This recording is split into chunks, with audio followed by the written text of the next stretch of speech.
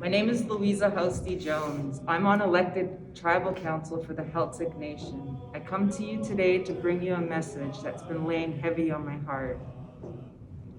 Lateral violence is a huge issue in our communities. It happens when people have been oppressed by colonization, and instead of healing or fighting the forces that oppress them, they take out their hurt and anger on their own people. It shows up in a lot of different ways, like jealousy, gossip, resentment, blame, and bitterness.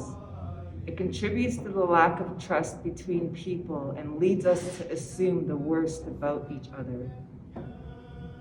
Lateral violence is toxic and harmful. It breaks down our relationships and our organizations.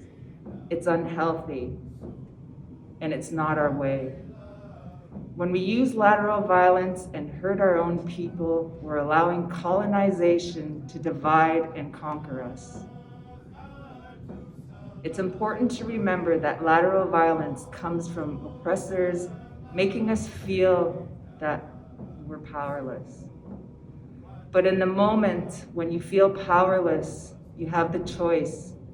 You can lash out against the people around you, which is lateral violence, or you can act the way our ancestors would want you to. You can act in a Heiltsuk way, because Heiltsuk means to speak and act correctly. I am committed as a leader in this community to model lateral kindness, and I ask you to do the same. Our nations have survived every assault of colonization through the strength of our ancestors.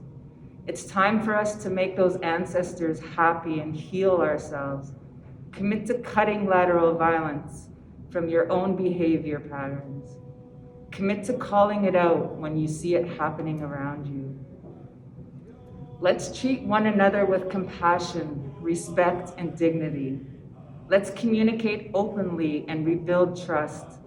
Let's find strength in each other's and uplift each other's. Our whole community wins when we end lateral violence and come into our strength as Indigenous.